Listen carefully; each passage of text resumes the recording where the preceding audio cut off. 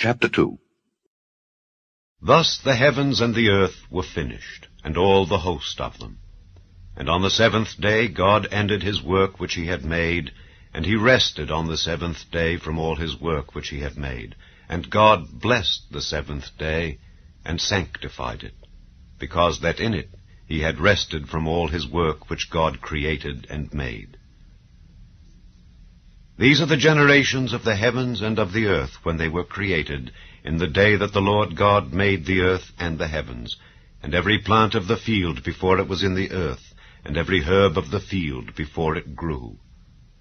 For the Lord God had not caused it to rain upon the earth, and there was not a man to till the ground. But there went up a mist from the earth, and watered the whole face of the ground. And the Lord God formed man of the dust of the ground, and breathed into his nostrils the breath of life. And man became a living soul. And the Lord God planted a garden eastward in Eden, and there he put the man whom he had formed. And out of the ground made the Lord God to grow every tree that is pleasant to the sight and good for food, the tree of life also in the midst of the garden, and the tree of knowledge of good and evil.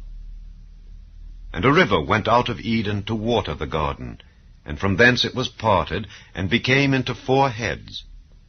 The name of the first is Pison. That is it which compasseth the whole land of Havilah, where there is gold. And the gold of that land is good. There is bdellium and the onyx stone. And the name of the second river is Gihon. The same is it that compasseth the whole land of Ethiopia. And the name of the third river is Hiddekel. That is it which goeth toward the east of Assyria. And the fourth river is Euphrates.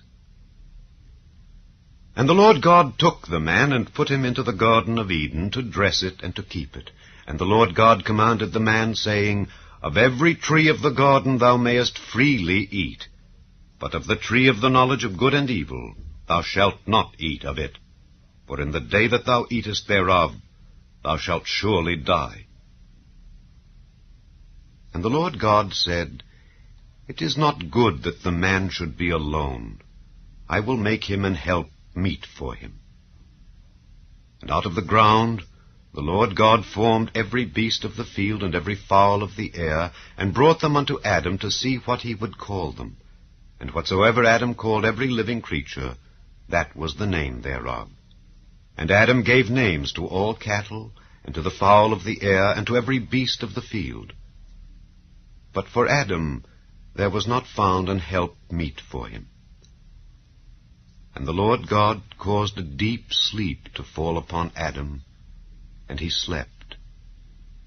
And he took one of his ribs, and closed up the flesh instead thereof, and the rib which the Lord God had taken from man made he a woman, and brought her unto the man.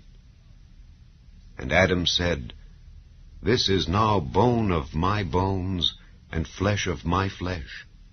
She shall be called woman, because she was taken out of man. Therefore shall a man leave his father and his mother, and shall cleave unto his wife, and they shall be one flesh. And they were both naked, the man and his wife, and were not ashamed.